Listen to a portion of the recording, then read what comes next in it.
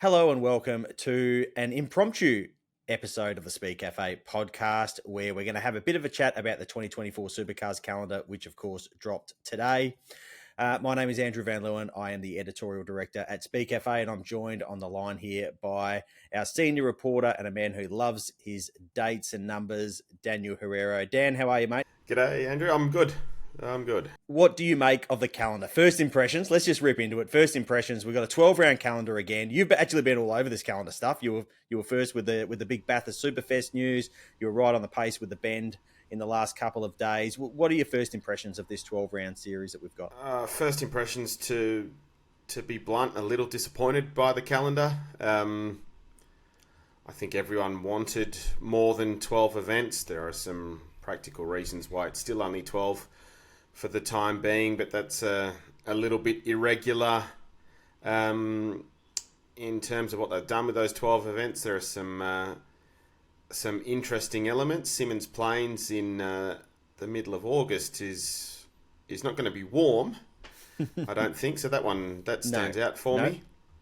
Aside from that, I think all the main news we already knew. We're starting at Bathurst, which again is a little bit disappointing as well. I'm one of the people that quite liked Newcastle. I'm probably somewhat parochial because I'm from around there as well. But I thought that was a great event. So it's unfortunate that that's not on the calendar next year. Just a little bit flat about it. Yeah, I think that's a fair enough reaction. I totally agree with you about Newcastle and Bathurst. Like Newcastle really, I think it came back with a bang. This year on the schedule, I really thought there was a great vibe around the event. So it is a shame that we've sort of lost it so quickly. I'm not a fan of racing twice at Bathurst in 1 year. I don't like the idea of, it's not sprint racing, but shorter format racing at Bathurst. I think when the cars roll out for practice one, for the Bathurst 1000, that should be quite a kind of, that's a big moment in the course of our season. And we lose that a little bit when we've already seen the cars at Mount Panorama. So that is obviously, I understand the reasons for it. So that's a shame. Losing the Bend, whether we all really want to go to the Bend or not, is sometimes something that we joke about. But to me, it's just being stuck at that 12 rounds is just still a bit of a shame. It's really not a lot of motor racing. And it's just hard to see how they get out of the loop at the moment because obviously, there has to be so much money stumped up to add that 13th event. From what I understand, the sanction fee that was thrown at the Bend was huge. It was already a pretty big sanction fee that they were paying, and it was even bigger. It pretty much set at a number that they were never going to be able to viably bite at and go and do that event. So we need something to change somewhere in the system that we can add some events, because I know it's been said that 15 is the target and this and that, but we can't just magically get there. We need to slowly build up for it, and we need some mechanisms in the way everything is written and the TRCs are written and the broadcast agreements are written to help us just add at least one more, like get that process started. Yeah, well, that's the thing. I mean, we know at a bare minimum it's 60,000 per TRC for each event once they go over 12, we understand. So that's 1.44 million just that they pay to the team. So you'd think that any event in Australia has got to clear at least that, plus whatever else it costs Supercars to run their motorsport department, to run their TV production. You could see them using an overseas event as a loss leader. We'll probably get to that in a moment. But a place like the Bend, probably not. It would have been nice to see the Bend on the calendar just to have another event, make it a bit busier. But yeah, unfortunately, there are some commercial realities around that. So we are at 12. I mean, where does the 13th event come from? It probably needs to be about building the profile of the championship broadly. It's been a tough couple of years with COVID and hopping all over the place, and then having to do 4 in a row at Sydney. Hopefully, once all this Gen 3 stuff is out of the way and sorted, hopefully we get a concerted effort to really rebuild the profile of Supercars. Yeah, absolutely. Couldn't agree more on that. There's probably not too much more to discuss on the actual 2024 schedule. As you said before, it kind of has fallen into where we thought everything would fall into. One interesting point is that Adelaide is, basically a week earlier than it is this year.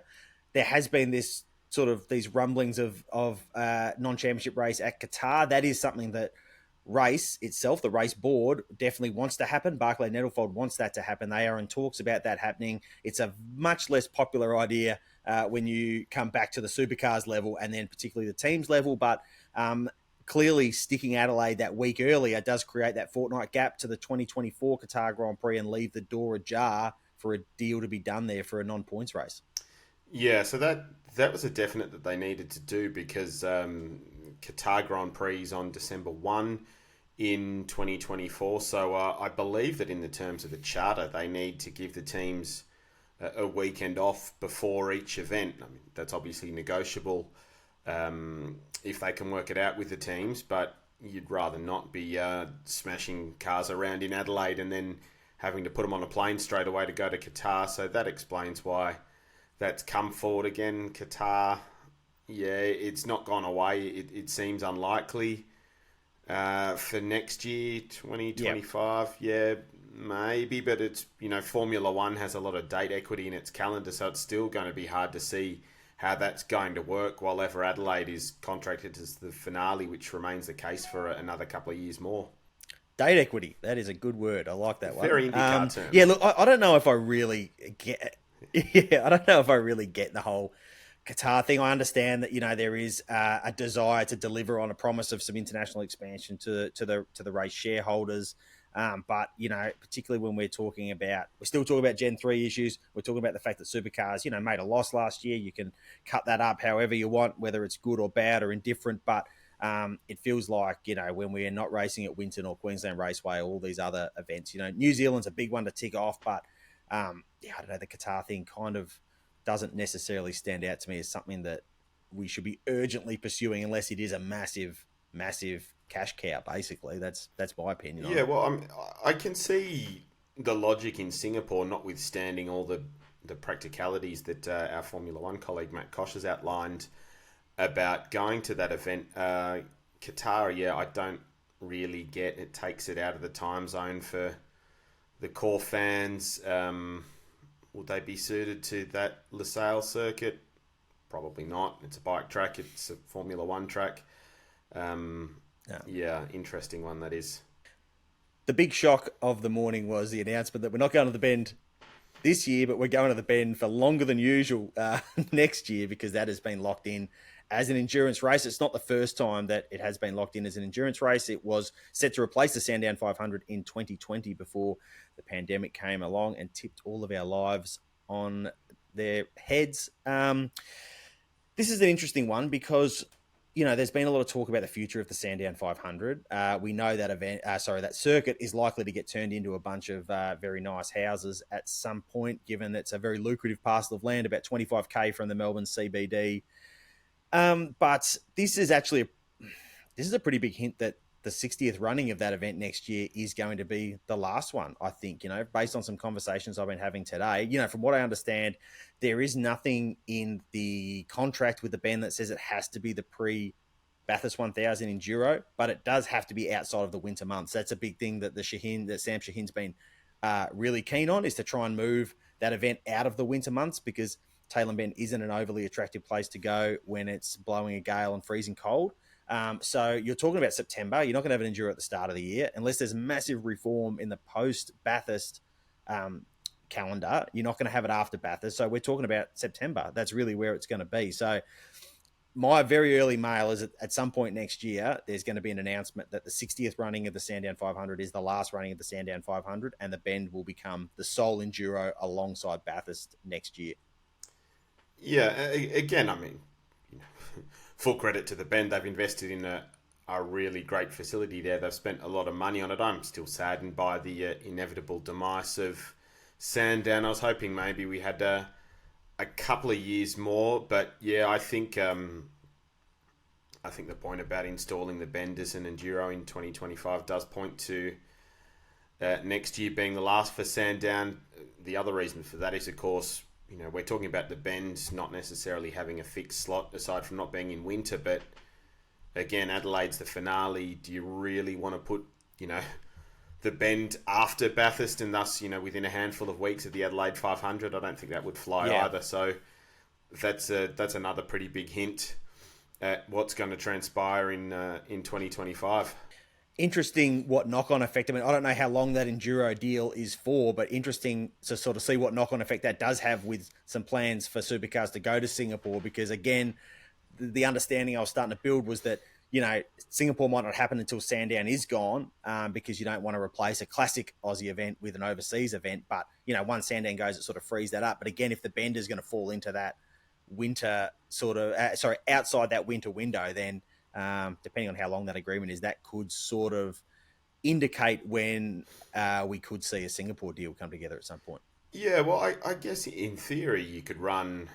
In theory, you could run the bend early in September. Singapore usually falls mid to late, and then you go to Bathurst. That would probably work in theory. It's not ideal to have a non-enduro breaking up the 500 and the Bathurst 1000, but it's not unprecedented. It happened, I think, as recently as 2001, which is a while back now. But yeah, that's an interesting jigsaw. I'd say if they can get Singapore up, they'd probably do it though. Yeah. Yeah, I think so. As you point, for all the reasons you pointed out before, that's the international event that, to me, actually makes some sort of sense. There was a couple of other interesting bits, just going back to the 2024 calendar. Timed races now, so 2 races on a sprint weekend, super sprint weekend, 2 races, 60-minute timed. What's your take on that? I actually quite like it. It's probably not a popular opinion based on what I've heard so far, but I don't mind it. It seems to have just been done to make TV scheduling easier, but it's at least a way of maximising what racing you're getting, because they are time certain anyway. So if it's going to be a quick race, you might as well try and add some more laps in. So this is how you do it. Interesting though, it's only 2 races, so we might actually see a reduction in mileage in total terms at those 3 events. And then also interesting that it's still the Darwin Triple Crown, but back to 2 races. So I'm guessing there'll be a shootout put back in there somewhere to try and preserve that Triple Crown element of that event. Or maybe you have to go and win the drag race on the Saturday night to win the Triple Crown as well. You have to. That'd be advantage for Premier Racing, I think, in that on that front. Yeah, look, I think it's interesting. I guess that middle race on those super sprint weekends had become a bit of a weird one, because you kind of have a race and someone wins it and there's no podium, and it's sort of, if you look at the way that Supercars is trying to position these events as like, the value out of actually being at an event with all the music before the race and that sort of stuff at the moment, I think the 1 race per day is actually a better way to go about it. And an hour is still an hour. It's a fair bit of motor racing. So, I mean, it's, I think you're still getting plenty of. I actually don't mind that sort of format. I think that's not a bad move. Yeah, it's something different. I think we might have had timed sprint races way back when, probably the early noughties. So it's something of a back to the future. It mimics what they've done with Super 2 now. So I guess they had a look at that and thought, well, that works out all right. So they've given it a go with the super sprint events. I mean, the other interesting it creates is that we have a lot of different formats throughout the season, which is kind of weird to get your head around every weekend. How many? Well, we know it's generally 2 races now, but in terms of do we have a shootout? Are we 200 k's? Are we 60 minutes? It's quite interesting how that jumps around a lot as well. It's certainly a unique thing that Supercars does in terms of having massive differences in formats. But, like I say, I actually don't mind the idea of adapting what you're doing based on the circuit that you're going to. We see it in Formula One now with the sprint events, and they work at some circuits and some events and they don't at others.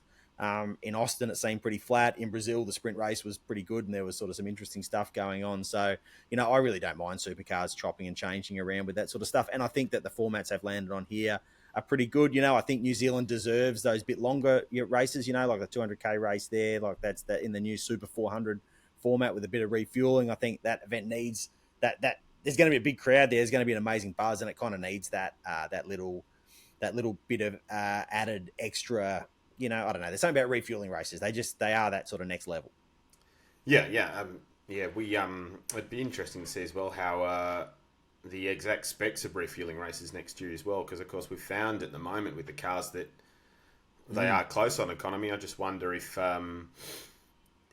maybe they maybe they go how they went at Sydney and just say that this is your drop, do it in as many stops as you like, or if they take away the drop and just say you'd have to refuel over the course of 200 k's, but that'll be another one to keep an eye on as well when they actually finalise these formats in terms of exactly how they do refueling. I think you're 100% right there. I think that we very well could see the drop could go. I mean, it's been kept as a strategic element for this year, but the drop could go because they can also modify the capacity of these fuel tanks, and maybe it would be a lot more interesting to actually drop the capacity of the fuel tank so you can't so you can't just get through without refueling and just say, right, here you go. It's up to you now to go and sort of slice this cake however you fancy it. Yeah, well, I mean, we saw that it made a little bit of difference at Sandown and Bathurst this year, which is where they gave them some of that freedom back, particularly Bathurst, just because it's such a long race. I think, eventually they'll figure out the optimal way to do it in these shorter refueling races anyway. But it's nice to have the freedom and the potential for someone to do something different and shake it up. Absolutely. Well, I think that's all I've got to say on the calendar. Dan, anything else you want to add before we wrap this thing up? No, I think we're fine with. I guess the other thing we're just waiting for now is the schedule for AGP to see how those races fit in again. Yes, that will be interesting. And in terms of, I think you spoke to Travis Olden. He's indicated that they should at least get supercars into the infield somewhere, right? That's the plan. Yeah. They won't have pit lane, so they won't have full pit lane access, so we won't see compulsory pit stops at that event, which is actually I kind of like that. You mentioned before having a bit of variety. I like that as well, just having some pure sprints in the mix somewhere. That'll be fun to see how that plays out as well. Absolutely. Well, thanks for joining me, Dan, and thanks for joining us, listeners. We'll be back next time. There's a big breaking news story to have a bit of a chat about stuff. We'll speak to you then.